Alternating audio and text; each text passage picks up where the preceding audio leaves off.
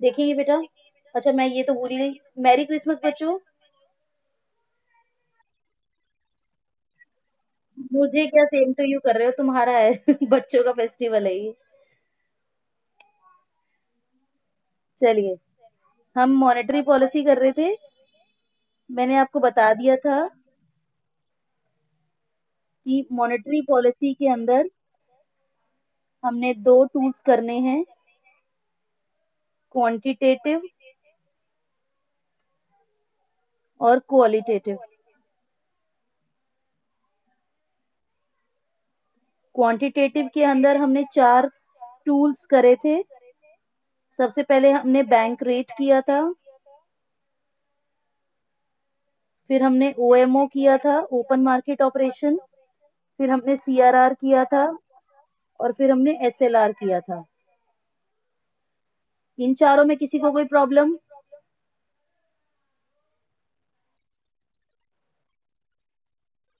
Okay, अब qualitative पे आते हैं। हमारा पहला था मार्जिन रिक्वायरमेंट यानी एमआर। ये भी समझा दिया था शायद मैंने। This is the gap between loan amount and security amount. हाँ, उसके बाद नेक्स्ट है आपका क्रेडिट राशनिंग यानी सीआर। क्रेडिट राशनिंग क्या होता है बेटे, ध्यान से समझेंगे। Credit rationing means limit of credit. आपको पता होगा कि जब हम बैंक से लोन लेते हैं तो बैंक के पास एक पॉलिसी होती है, एक रूल्स रेगुलेशंस होते हैं उसके पास, कि वो एक लिमिट के बाद जो है लोन पब्लिक को या किसी भी को नहीं दे सकता। होता है ना ऐसा? मतलब ये नहीं होता कि कोई भी पर्सन गया, मान लीजिए एक हाउस होल्ड गया, एक बिजनेसमैन गया बैंक के पास, उन्होंने कहा भाई, दोनों कहते हैं बैंक को कि हमें ना लोन चाहिए। बिजनेसमैन कहता है मुझे 10 लाख का लोन चाहिए, एक हाउस होल्ड कहता है मुझे 2 लाख का लोन चाहिए। ठीक है, अब मान लो बैंक के पास टोटल 10 ही लाख है या 8 लाख है जिसे वो लोन के रूप में इशू कर सकता है।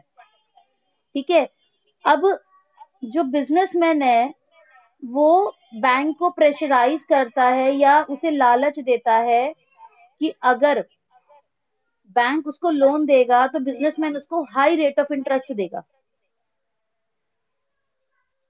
ठीक है, तो वो उसको हाई रेट ऑफ इंटरेस्ट देगा। अब हाउस होल्ड की बस की बात तो है नहीं high rate of interest, businessman तो फिर भी अफोर्ड कर लेगा।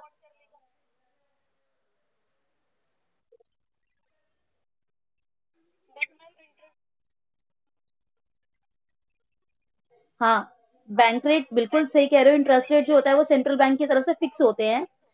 तो कई बार क्या होता है, बैंक जो है एक्स्ट्रा प्रॉफिट के उसमें, कि वो एक्स्ट्रा अर्निंग हो जाएगी बैंक की, ऑन पेपर तो वो वही दिखाएंगे जितना फिक्स्ड है। समझ रहे हो? लेकिन वो बिजनेसमैन से एक्स्ट्रा इंटरेस्ट चार्ज करेगा ताकि वो उसकी एक्स्ट्रा सोर्स ऑफ इनकम हो जाएगी। क्लियर? तो ऐसी सिचुएशन में बैंक तो सारा का सारा पैसा बिजनेसमैन को दे देगा, फिर हाउस होल्ड को लोन कौन देगा?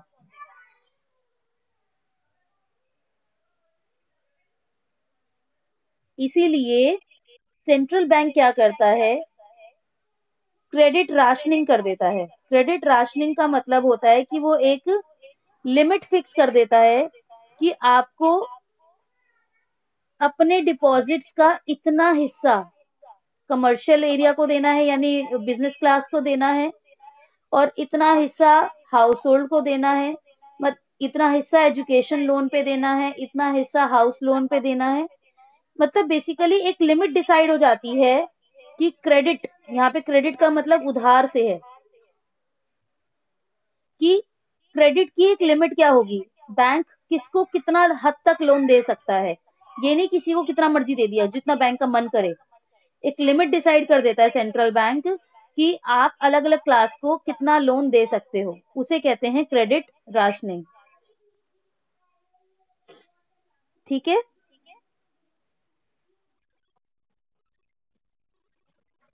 उसके बाद नेक्स्ट पॉइंट है मॉरल प्रेशर।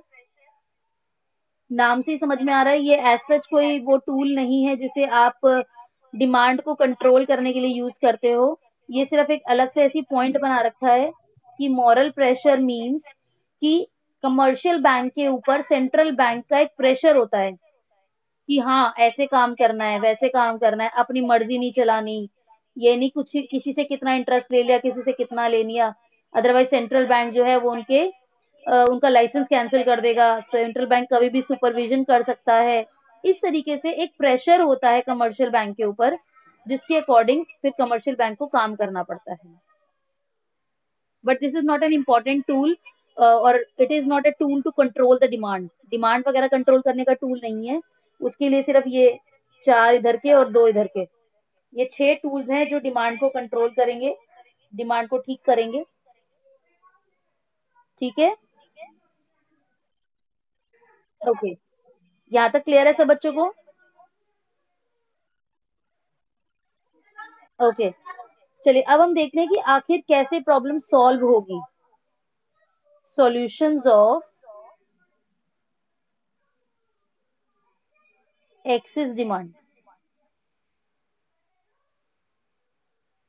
एक्सेस डिमांड का क्या मतलब है? मार्केट में डिमांड, मार्केट में डिमांड ज्यादा है और आपको क्या करना है? डिमांड को घटानी है। आपको ऐसा मतलब इस तरीके से कुछ करना है कि मार्केट में पब्लिक की जो डिमांड है, ओवरऑल डिमांड है, वो कम हो जाए। राइट। तो अच्छा, अब मुझे जिससे मैं पूछूंगी वो बताएगा। मुझे लवली बताएगी। लवली,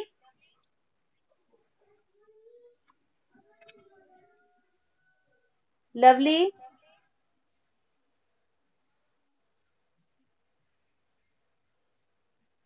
लवली रिस्पॉन्ड ही नहीं कर रही है। लवली, राधिका। ओके राधिका, मुझे बताइए बैंक रेट क्या होता है?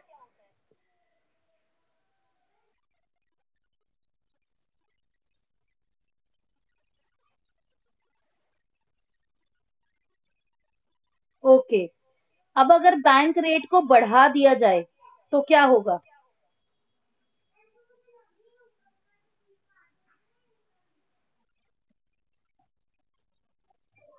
हाँ, हाँ,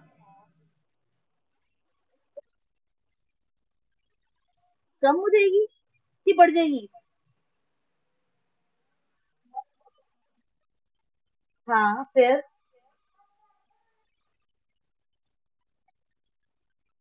डायरेक्टली डिमांड पे कैसे आ गए? बीच की स्टोरी तो सुनाओ। अगर बैंक रेट बढ़ा, आपने कहा बैंक रेट बढ़ेगा मतलब इंटरेस्ट रेट बढ़ गया। इंटरेस्ट रेट अगर बढ़ जाएगा तो कॉस्ट ऑफ लोन बढ़ जाएगी। फिर आगे? हमने कहा इंक्रीज द बैंक रेट। अब आप मुझे स्टोरी सुना रहे हो कि अगर बैंक रेट बढ़ जाएगा तो बैंक रेट बढ़ना मतलब इंटरेस्ट ऑफ लोन बढ़ जाएगा। राइट। इंटरेस्ट ऑफ लोन बढ़ जाएगा मतलब लोन लेना महंगा पड़ेगा, कॉस्ट ऑफ लोन बढ़ जाएगी। फिर अब आगे बताओ।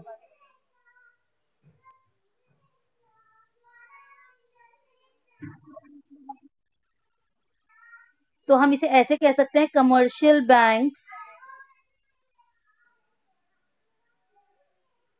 विल टेक लेस लोन, यही कहना चाह रहे हो? कमर्शियल बैंक अगर लोन कम लेगा फिर क्या होगा? फिर डिमांड पे आ गई। बड़ी जल्दी जंप करने की लगी रहती है तुम्हें। अगर कमर्शियल बैंक लोन कम लेगा फिर क्या होगा?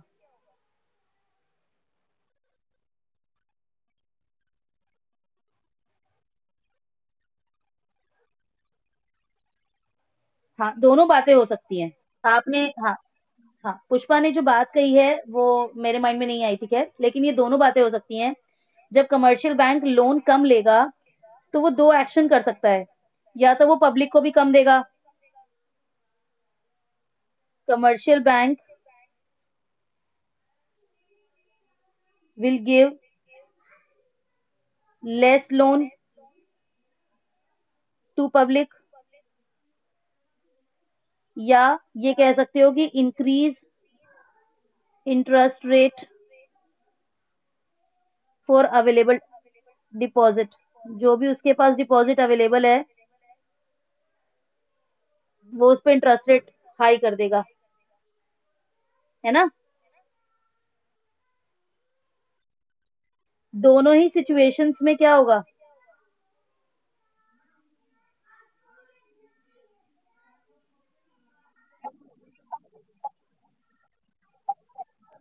Very good.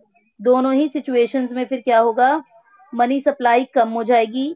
मनी सप्लाई कम हो जाएगी तो पब्लिक की जो डिमांड है वो कम हो जाएगी। जब पब्लिक की डिमांड कम हो जाएगी, ओवरऑल एग्रीगेट डिमांड कम हो जाएगी।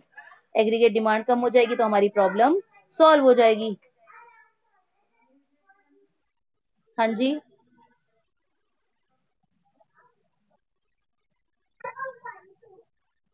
बिल्कुल। क्योंकि ये जो एक पॉइंट आएगा ना, बैंक रेट, अब पेपर में ऐसे नहीं आता कि what are the policies which can decrease the demand, या how can we reduce the demand, how can we solve the problem of excess demand, ऐसे नहीं आता क्वेश्चन। अब आता है क्वेश्चन कि how bank rate will solve the problem of excess demand, और 3 से 4 नंबर का आएगा तो फिर क्या लिखोगे?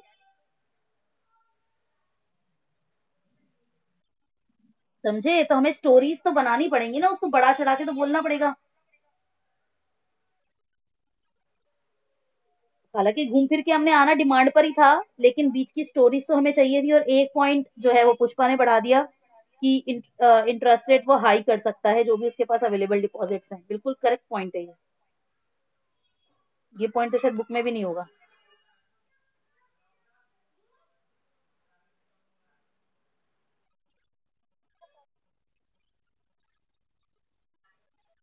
इफेक्ट तो इसके आगे बहुत कुछ हो सकते हैं। मतलब अगर आप ये कहोगे इकोनॉमी में जब डिमांड घटेगी, लेकिन देखो अभी तो फिलहाल हमारा पर्पस क्या है? हमारा पर्पस ये है कि हमें इक्विलिब्रियम पर आना है।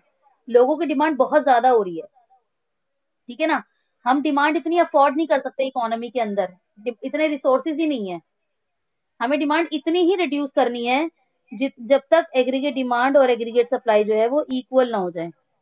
अगर आप कहोगे कि आप उसके आगे भी रिड्यूस करते रहोगे तो उसका फिर इकोनॉमी पे बैड इफेक्ट पड़ सकता है कि प्रोडक्शन इतना रिड्यूस हो जाएगा कि लोगों का काम छिन जाएगा, लोग अनएम्प्लॉयड हो जाएंगे। लोग अनएम्प्लॉयड हो जाएंगे तो पॉवर्टी बढ़ जाएगी। ये सब आगे के इम्पैक्ट है कि जब आप जरूरत से ज्यादा डिमांड को रिड्यूस कर दोगे। ओके, तो हमें वहीं तक डिमांड को रिड्यूस करना है जब तक हमारी एग्रीगेट डिमांड एग्रीगेट सप्लाई के इक्वल ना हो जाए। ठीक है,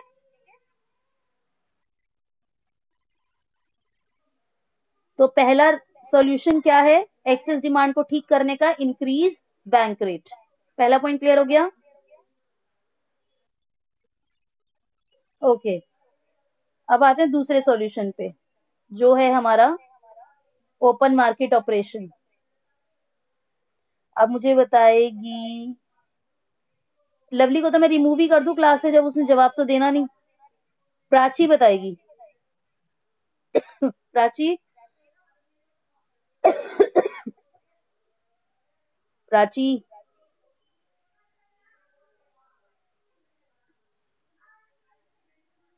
Prachi is also not responding.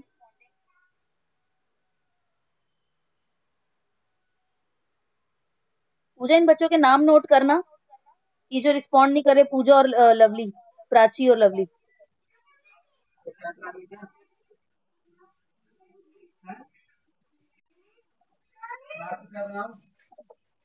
अब स्वाति शर्मा, स्वाति शर्मा, शिवानी माइक ऑफ करिए अपना। स्वाति शर्मा।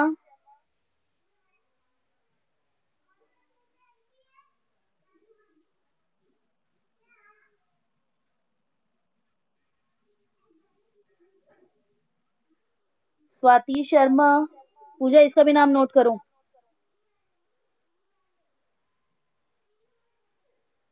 श्रुति श्रीवास्तव। श्रुति श्रीवास्तव। ओके। श्रुति मुझे बताइए ओएमओ क्या होता है?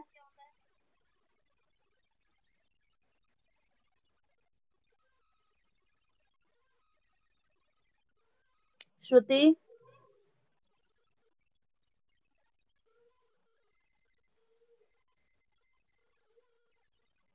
श्रुति।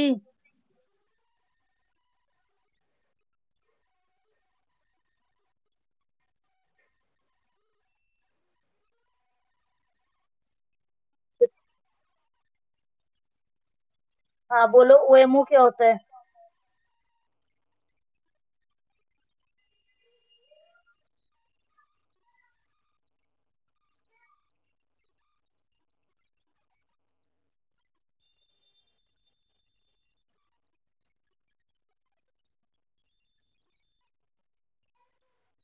सोनी आप बताइए।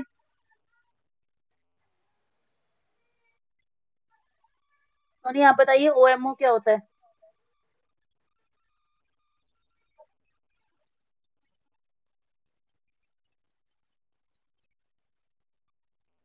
बच्चा पहले फुल फॉर्म तो बता देती।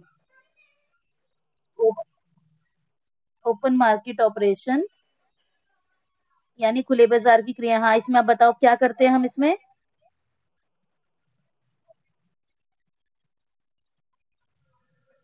Cell and purchase of securities.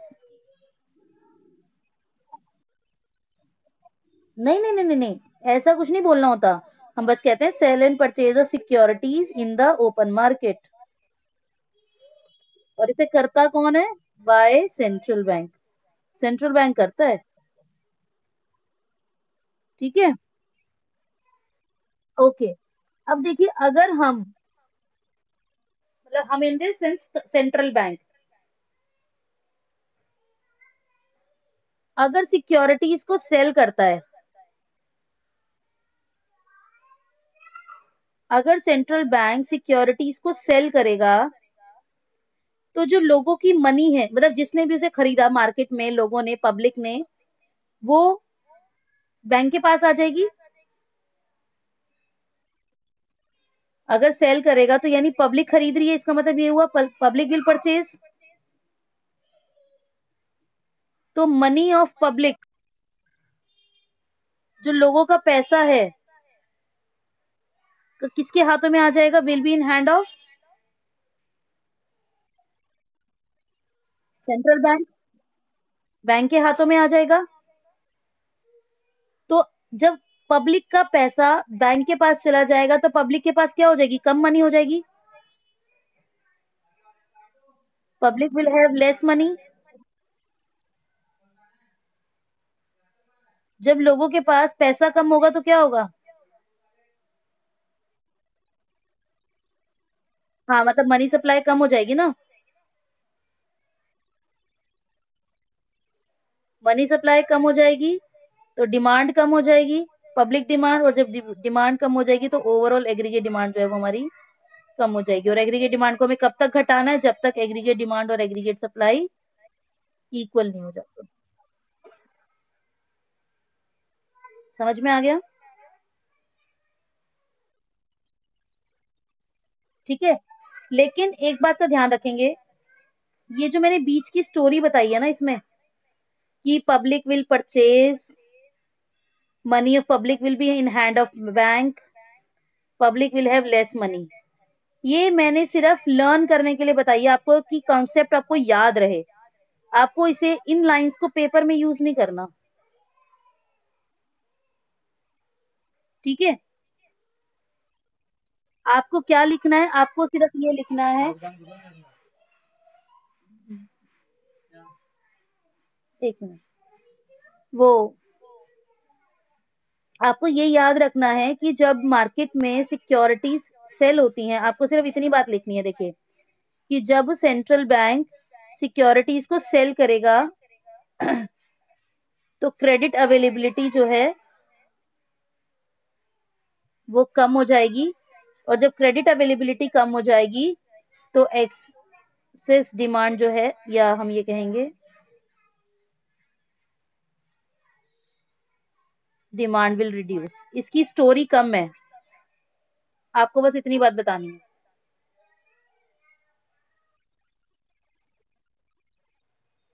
ठीक है? ओके। मैं कहती साबुदाना मत लाना, साबुदाना मत लाना, वो क्या बोलते शाम की।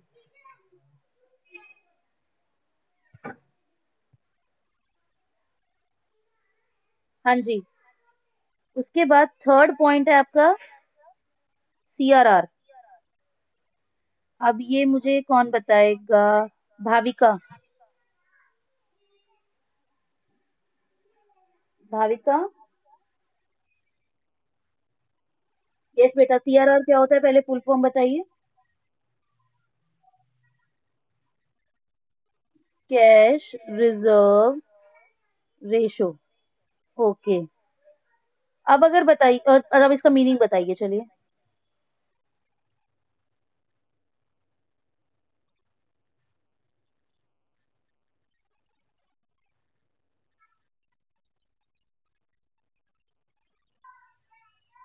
बताइए Bhavika.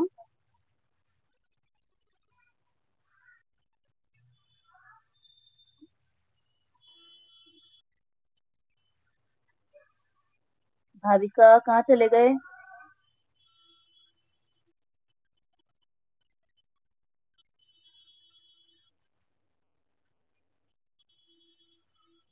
Are you responding Bhavika, और shall I move to some other child?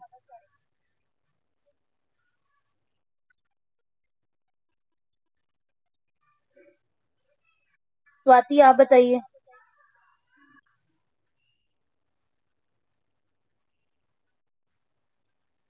Swati.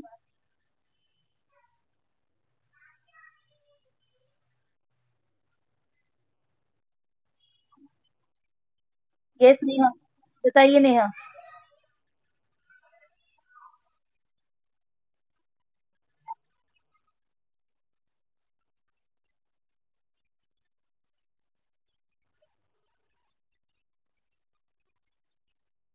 Very good Neha, excellent.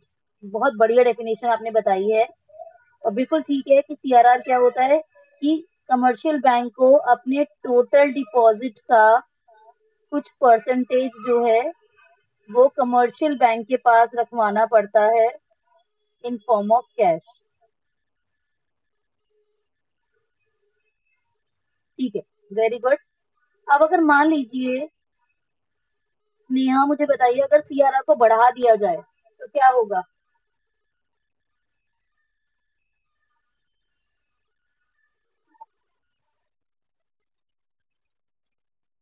सीधा आंसर लिख दूं?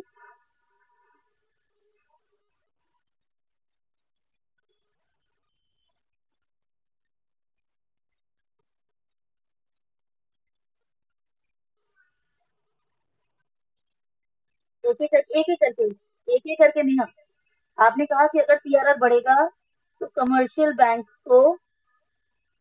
Bank has to keep more money to the central bank. Central bank के पास ज्यादा पैसा उसे रखवाना पड़ेगा। ओके, फिर क्या होगा?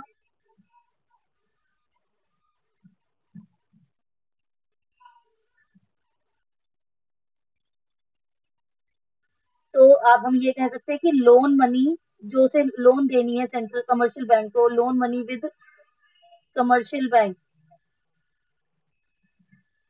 वो रिड्यूस हो जाएगी। फिर क्या होगा?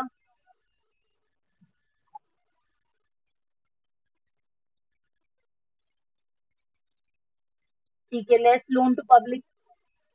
हाँ, लेस लोन टू पब्लिक, यानी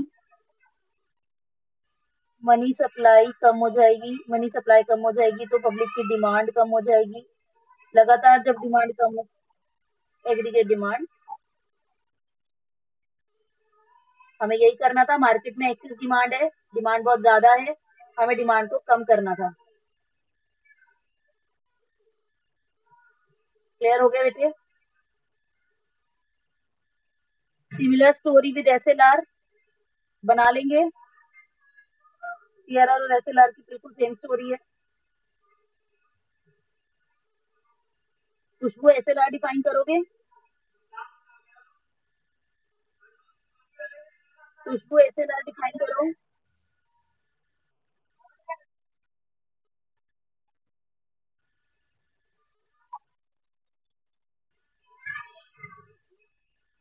हाँ हाँ खुशबू बोलो, मैं सुन रही हूँ। हाँ हाँ आ रही है।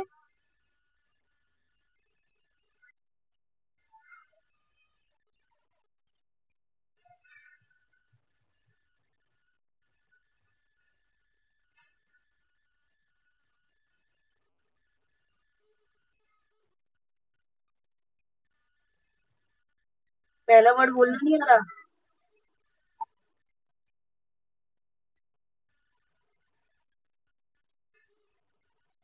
हम्म।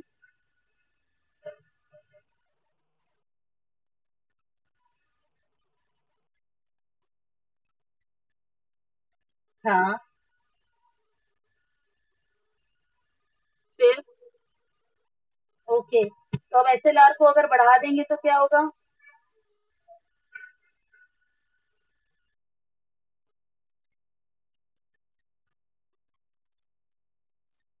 हम्म। हम्म।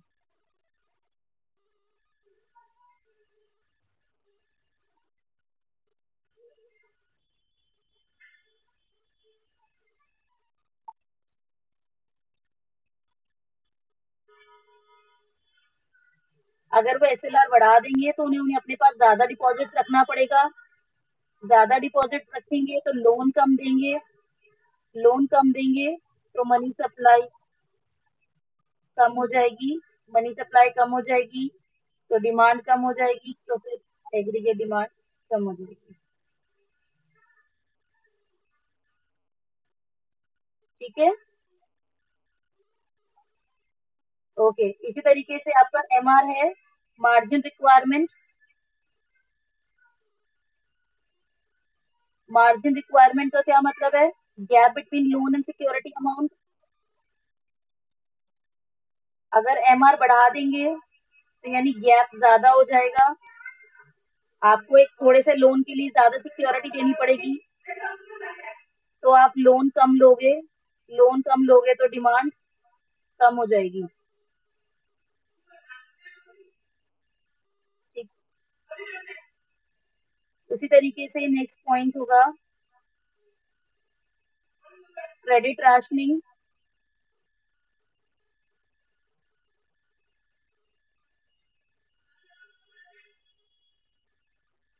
क्रेडिट राशनिंग में इस लिमिट को घटाना पड़ता है। एक ये अकेला पॉइंट है जो उल्टा चलता है।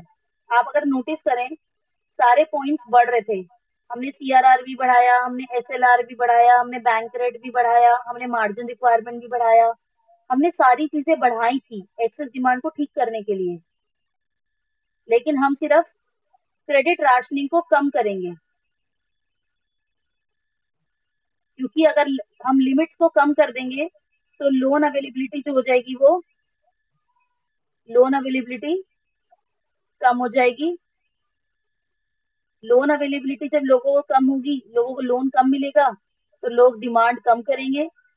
लोन डिमांड कम करेंगे तो एग्रीगेट डिमांड भी जो होगी वो कम हो जाएगी। क्लियर?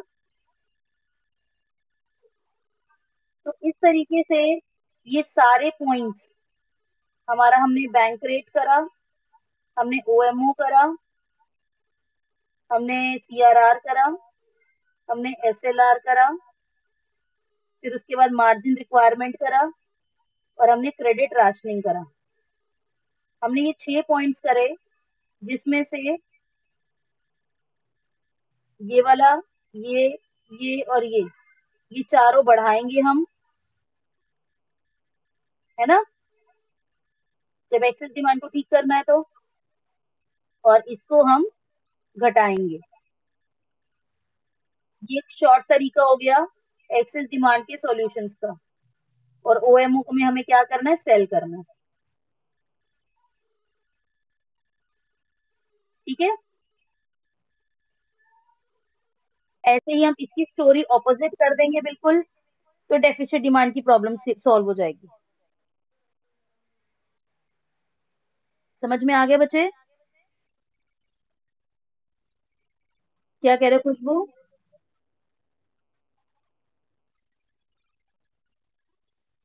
डेफिसिट को बढ़ाना है हमें, डेफिसिट डिमांड है। डेफिसिट डिमांड मतलब कि मांग कम है, हमें बढ़ानी है। तो हम सारे ये प्रोसेस उल्टा कर देंगे, ताकि क्रेडिट अवेलेबिलिटी बढ़ जाए और लोग डिमांड बढ़ाएं। समझ में आ गया बेटे? कोई दिक्कत यहाँ तक? तो आपका ये जो यूनिट है, determination of income and employment, ये पूरा हो गया है आज। ठीक है,